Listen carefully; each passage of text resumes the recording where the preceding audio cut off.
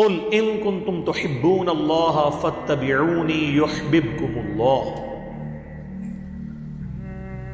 ویغفر لکم ذنوبکم واللہ غفور رحیم۔ اے محبوب صلی اللہ علیہ وآلہ وسلم ارشاد فرما دیجئے کہ اگر تم اللہ سے محبت کرتے ہو یا اس کے دعوے دار ہو تو پھر میری اتباع کرو، یعنی نبی صلی اللہ علیہ وآلہ وسلم کی، تو اللہ تم سے محبت کرے گا اور تمہارے گناہوں کو بھی معاف فرما دے گا، اور اللہ تعالیٰ بخشنے والا رحم فرمانے والا ہے۔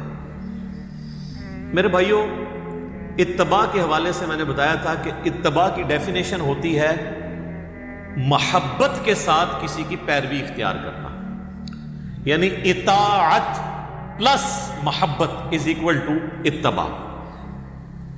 تو ظاہر ہے اس میں پھر ایک قلبی رجحان بھی ہونا چاہیے، اور میں نے بتایا تھا کہ ہمارے ہاں ایک مکتب فکر صرف اطاعت رسول کے اوپر زور دیتا ہے اور محبت والا ایلیمنٹ پس پش ڈال دیتا ہے، اور دوسرا مکتب فکر محبت والے ایلیمنٹ کو اتنا ڈومیننٹ کرتا ہے کہ وہ کہتا ہے کہ اب بس جو بھی ہیں تیرے محبوب کی امت سے ہیں، اسی تے بندے دا پتر کوئی نہیں بڑھنا، اسی طریقے سے ہی ہم چلیں گے۔ وہ دوسری ایکسٹریم پہ چلے جاتے ہیں، جبکہ قرآن میں اطاعت رسول کا بھی حکم ہے صلی اللہ علیہ وآلہ وسلم، اور اتباع رسول کا۔ اتباع میں یہاں تک بھی ہوتا ہے کہ محبت کی وجہ سے انسان بغیر کسی لاجک کے، بغیر کسی کے حکم دیے بھی وہ کام کرنا شروع کر دیتا ہے جس کے ساتھ اس کی عقیدت وابستہ ہوتی ہے۔ اس کی چند ایک مثالیں میں نے بخاری اور مسلم کی روشنی میں پچھلی قرآن کلاس کے اندر ڈسکس کی تھی، آج ان کو ریپیٹ کرنے کی ضرورت نہیں ہے۔ کچھ کریٹیکل احادیث اس کانٹیکسٹ میں چاہ رہا ہوں ڈسکس کر لوں۔ پہلی حدیث بخاری اور مسلم کی متفق علیہ حدیث ہے۔ اللہ کے محبوب صلی اللہ علیہ وآلہ وسلم نے فرمایا، اس شخص نے ایمان کی حلاوت چکھ لی، مٹھاس چکھ لی، جس میں 3 نشانیاں ہوں گی۔ نمبر 1، اللہ اور اس کا محبوب صلی اللہ علیہ وآلہ وسلم اسے پوری دنیا میں سب سے بڑھ کے محبوب ہو جائے۔ نمبر 2، اس کی دوستی اور دشمنی کا معیار اللہ کی ذات ہو۔ اور نمبر 3، کفر کی طرف لوٹایا جانا اس کے لیے اتنا ہی مشکل ہو جائے جتنا زندہ آگ میں جلایا جانا، وہ آگ میں جلنے کے لیے تیار ہو جائے لیکن اسلام نہ چھوڑے۔ جس میں یہ 3 خوبیاں ہوں گی وہ ایمان کی حلاوت چکھ لے گا۔ اللہم اجعلنا منہم، آمین۔ یہ حدیث خود ہی اتنی سیلف ایکسپلینیٹری ہے، اس پہ 1 گھنٹہ بولنے کی ضرورت نہیں ہے، ہر شخص اپنا محاسبہ خود کر سکتا ہے۔ ایک اور حدیث ہے بخاری اور مسلم میں، متفق علیہ حدیث ہے، شروع میں ہی کتاب الایمان میں، تم میں سے کوئی شخص اس وقت تک مؤمن نہیں ہو سکتا جب تک کہ میں اسے اس کے ماں باپ، اولاد، سب لوگوں سے بڑھ کر عزیز نہ ہو جاؤں۔ اس کا مفہوم بڑا واضح ہے۔ محبت کا تقاضا یہ نہیں ہے کہ صرف اونچی آواز میں نعرہ لگا لیا جائے، بلکہ پوری دنیا، حتیٰ کہ اس کے ماں باپ، اولاد اور سب رشتہ دار، پوری دنیا والے ایک طرف کھڑے ہوں اور اللہ کے محبوب صلی اللہ علیہ وآلہ وسلم اسے دوسری طرف بلا رہے ہوں، تو وہ سب کی پرواہ کیے بغیر اللہ کے محبوب صلی اللہ علیہ وآلہ وسلم کی دعوت پر لبیک کہے، یہ ہے اس کا مطلب۔ اور ظاہر ہے کہ بڑا مشکل کام ہے۔ یہاں پر تو ایک نوجوان کے لیے داڑھی رکھنا مشکل ہو جاتا ہے، پہلے ماں باپ ہرڈل بنتے ہیں، بعد میں بیویاں۔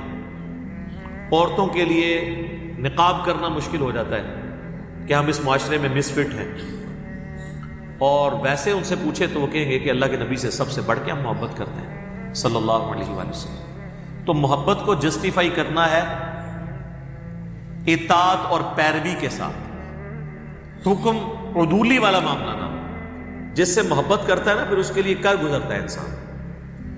یہاں تو لوگ دنیاوی محبت میں اور عشق مجازی کے اندر خودکشی کر جاتے ہیں، تو وہ پھر کسی حد تک ویسے اپنی محبت میں جسٹیفائی ہوتے ہیں کہ جان دے دیتے ہیں، باقی ان کا عمل جو ہے وہ تو غلط ہے۔ لیکن یہاں پہ جان دینے کے لیے سارے مسلمان تیار ہیں. کہتے ہیں نا غلامی رسول میں موت بھی قبول ہے، اس لیے کہ انہیں یقین ہوتا ہے کہ ہم سے موت کوئی نہیں غلامی میں مانگے گا.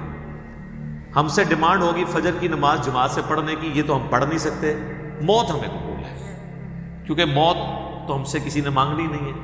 وہ تو لڑ گئے لڑنے والے اللہ کے لیے قادسیہ اور یرموک اور بدر و احد رضی اللہ عنہم اجمعین وعلیہم السلام اجمعین ورحمہم اللہ اجمعین آمین.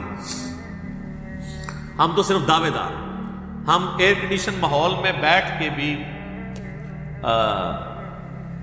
خشوع خضوع کے ساتھ نماز نہیں پڑھ سکتے. ٹیلی فون ہم نے سیل فون جو ہے وہ سائلنٹ پہ نہیں وائبریٹر پہ لگایا ہوتا ہے کہ نماز کے دوران اگر آ جائے مجھے پتہ تو چل جائے. جب ہمارا اللہ سے کمٹمنٹ کا لیول یہ ہوگا تو پھر ظاہر ہے اس کی آؤٹ پٹ تو ویسے ہی نکلے گی نا کہ کہتے ہیں جی نماز میں وہ عجیب و غریب قسم کے خیالات آتے ہیں. جب آپ نماز کے باہر ان خیالات میں رہتے ہیں تو نماز میں بھی اسی خیال میں رہیں گے نا، سوئچ آف تو کوئی نہیں کر سکتا. ایک اور حدیث ہے صحیح بخاری میں، نبی صلی اللہ علیہ وآلہ وسلم اور سیدنا عمر چہل قدمی کر رہے تھے اور نبی علیہ السلام نے حضرت عمر کا ہاتھ پکڑا ہوا تھا. تو سیدنا عمر تھوڑے سے فرینک ہو گئے رسول اللہ کے ساتھ صلی اللہ علیہ وآلہ وسلم کہ مجھ پہ اتنی شفقت ہے، تو انہوں نے کہا تھوڑی حاضری ہم بھی لگوا دیں. صحیح بخاری کے الفاظ ہیں، انہوں نے کہا یا رسول اللہ اس پوری دنیا میں سب سے بڑھ کر مجھے آپ عزیز ہیں سوائے اپنی جان کے. ویسے سچ بولا انہوں نے. غصے والا بندہ جو ہے نا سچ بولتا ہے، جس کے مزاج میں تیزی ہونا سچائی بھی ہوتی ہے. تو ہم ہوتے تو شاید ہم جھوٹی موٹی کہہ دیتے کہ یا رسول اللہ اپنی جان سے بھی بڑھ کے. تو انہوں نے سچ بولا کہ میں اپنی جان کو چھوڑ کے باقی دنیا کی ہر چیز سے بڑھ کے آپ کو محبوب رکھتا ہوں. تو آپ صلی اللہ علیہ وآلہ وسلم نے فرمایا نہیں بلکہ اپنی جان سے بھی بڑھ کے. تو ان کا یا رسول اللہ اپنی جان سے بھی بڑھ کے. تو آپ نے فرمایا ہاں اے عمر اب بات بنی، اب تیرا ایمان مکمل ہوا ہے. جب تک میں تجھے تیری جان سے بھی بڑھ کر عزیز نہ ہو جاؤں تیرا ایمان کامل نہیں ہو سکتا. اگر سیدنا عمر فاروق رضی اللہ تعالیٰ عنہ علیہ السلام کے ایمان کے کامل ہونے کے لیے ان کی عبادات اور دین کے لیے خدمات کے ساتھ رسول اللہ سے انتہا درجے کی عقیدت اور محبت ہونا ضروری ہے، تو ہمارے لیے تو بدرجہ اولا ضروری ہے. اللہم انی اسألک حبک وحب حبیبک صلی اللہ علیہ وآلہ وسلم وحب من یحبک وحب عمل یقربنی الی حبک آمین. ایک اور حدیث ہے صحیح بخاری میں، کافی لمبی حدیث ہے، اس کا کنکلوژن اس پہ ہوتا ہے کہ نبی صلی اللہ علیہ وآلہ وسلم نے فرمایا محمد فرق بین الناس، لوگوں میں حق اور باطل میں فرق محمد ہے صلی اللہ علیہ وآلہ وسلم. آپ مزے کی بات دیکھیں، یہ جو فرقان کا لفظ ہے نا یہ قرآن کے لیے بھی آیا ہے.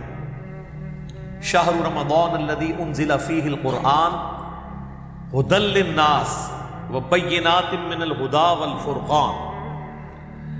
رمضان کا مہینہ وہ ہے جس میں قرآن نازل ہوا جو لوگوں کے لیے، پوری انسانیت کے لیے ہدایت ہے، صرف مسلمانوں کے لیے نہیں، پوری انسانیت کے لیے.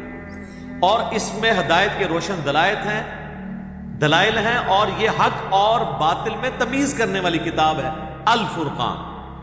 اولڈ ٹیسٹمنٹ اور نیو ٹیسٹمنٹ پہ اب یہ مہیمن بن کے یہ کتاب آئی ہے، فائنل ٹیسٹمنٹ قرآن. اور جس شخصیت پہ نازل ہوئی وہ بھی الفرقان ہے. محمد فرق بین الناس، محمد لوگوں میں حق اور باطل میں فرق ہے. ایک اور حدیث ہے صحیح بخاری، یہ وہ حدیث ہے جس کو مس یوز لوگوں نے کیا، آدھی حدیث بیان کر کے کہ جس نے کلمہ پڑھا وہ جنت میں جائے گا.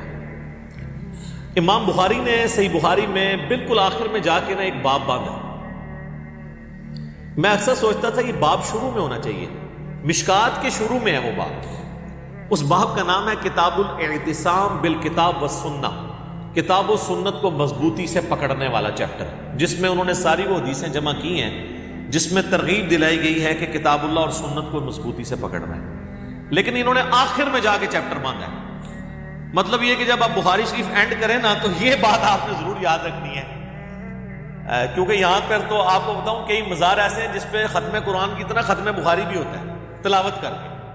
ترجمہ بیان کر کے نہیں، وہ جو پڑھ رہا ہوتا ہے اس کو بھی نہیں پتا ہوتا، وہ ختم بخاری ہوتا ہے۔ وہ کسی بزرگ نے سوچا ہوگا نا ابھی تک ختم قرآن ہے، چلو ہم بھی ایک جاری کر دیں، ختم بخاری۔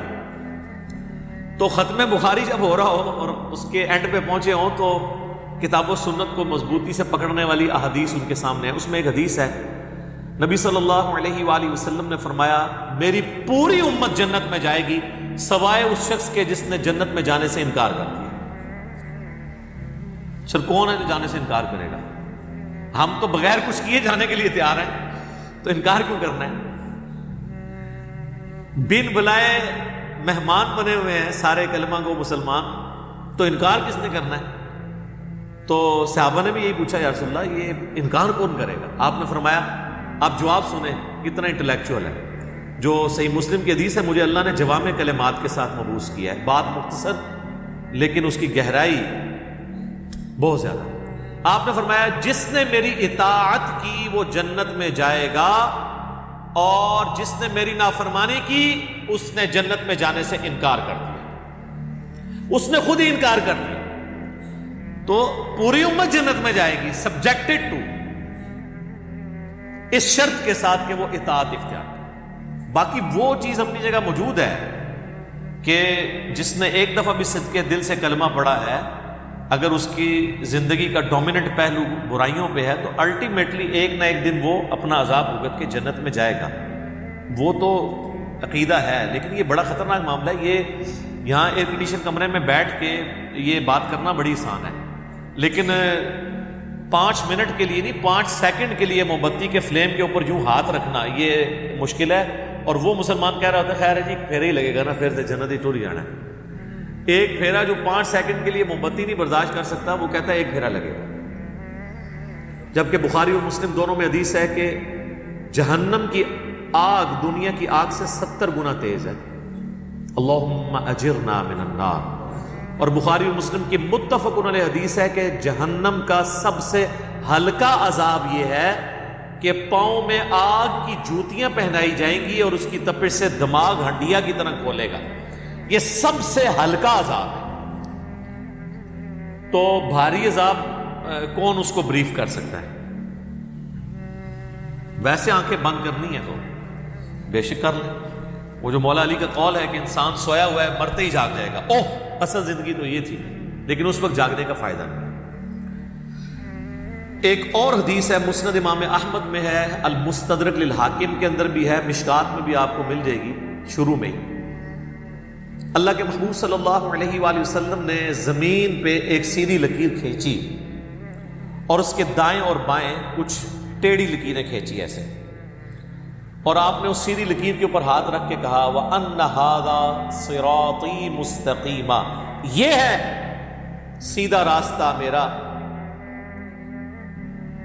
اس کی پیروی کرو، ادھر ادھر کے ٹیڑھے راستوں کی پیروی نہ کرو ورنہ تمہیں وہ اللہ کے راستے سے ہٹا دیں گے۔ یہ وہ چیز ہے جس کی اللہ تمہیں وصیت کرتا ہے۔ یہ آیت آپ نے تلاوت کی سورۃ الانعام کی، اور پھر آپ نے فرمایا یہ ارد گرد ٹیڑھے راستے ابلیس کے راستے ہیں، اور یہ سینٹر میں جو سیدھا راستہ ہے یہ میرا راستہ ہے، نبی صلی اللہ علیہ وآلہ وسلم کا راستہ۔ لہذا یہ اکثر لوگ جو کہتے ہیں نا جی سارے راستے جو ہیں وہ حق پہ ہی ہیں، اور پھر مثالیں دیتے ہیں، کہتے ہیں جی آپ نے مقصد تو سفر طے کرنا ہے، کوئی گاڑی میں سفر کرتا ہے، کوئی ٹرین میں کرتا ہے، کوئی پیدل جاتا ہے، راستے بھی مختلف ہو کے آپ پہنچ ہی جاتے ہیں منزل مقصود پہ۔ یہ دنیا کی مثالیں اللہ کے راستے کے لیے آپ نہیں دے سکتے، کیونکہ اللہ کا معاملہ تو بالکل الگ ہے، اس نے تو راستہ ایک بتایا۔ اسی لیے آپ دیکھیں ہدایت کے راستے کو قرآن میں ہمیشہ سنگولر کے صیغے سے خطاب کیا گیا، اہدنا الصراط المستقیم، اے اللہ سیدھا راستہ دکھا، صراط الذین انعمت علیہم، وہ راستہ جس پہ تیرے نیک انعام یافتہ لوگ چلے۔ تو نیک انعام یافتہ لوگ راستے پر چلے، راستوں پہ نہیں چلے۔ جب ایک سے زیادہ ہوں گے تو وہ نبی علیہ السلام کا راستہ نہیں ہوگا۔ یہاں کہتے ہیں ساری حق پہ ہیں، کہتے ہیں جی وہ سب نے اسی ایک بڑی نہر سے یا سمندر سے ہی پانی لیا ہے، دنیا میں تو ہم نے دیکھا ہے کہ اگر کھارے پانی کی نہر ہے تو اس کی جتنی بھی ندیاں نکالیں وہ کھاری ہوتی ہیں، اور میٹھے کی ہے تو میٹھی ہوتی ہیں۔ تو یہ کیسی آپ کی نہریں ہیں کہ جس میں 180 ڈگری چیزیں ہوتی ہیں، حتیٰ کہ آپ کے ٹالرنس کا لیول یہ ہے کہ آپ نے 300-350 سال تک خانہ کعبے میں 4 مسلے ڈال کے رکھے ہیں۔ اگر آپ یہ سمجھتے ہیں کہ چاروں اہل سنت کے امام حق پر تھے تو 4 مسلے ان کے نام پہ کیوں ڈال دیے؟ چلیں 4 نمازیں بانٹ لیتے کہ ایک امام کا ماننے والا پڑھائے گا، دوسرا، تو پھر تو بات سمجھ آتی۔ 4 مسلے الگ کر دیے، نمازیں الگ کر لی، اس کے باوجود راگ لاپنا۔ یہ تو اسی طریقے سے ہے کہ کوئی شخص اب ضد کرے کہ جی یہ میرے سامنے جو سٹاپ واچ ہے، یہ سٹاپ واچ نہیں پڑی ہوئی ہے، یہ گاڑی کھڑی ہے، ٹھیک ہے، اس کے لیے وہ کہ جی آپ ذرا اس کو مہذب حادثہ لگا کے دیکھیں، یہ چورس بھی ہے، یہ تھوڑی سی بڑی ہو جائے گی، یہ جو آپ کو نظر آ رہا ہے نا، یہ ٹائر ہیں، آپ کو اصل میں پتہ نہیں چل رہا۔ تو آپ جتنی مرضی کہانیاں کرائیں، جو چیز ہے وہی رہے گی۔ تو بہرحال گورا اس کہانی میں نہیں آتا، وہ کہتا ہے یار کوئی علمی کتابی بات کرو، جو ہم کہتے ہیں کہ مرنے سے پہلے اے مسلمان کر لے اس پہ غور، کتابوں کا خدا اور ہے، بابوں کا خدا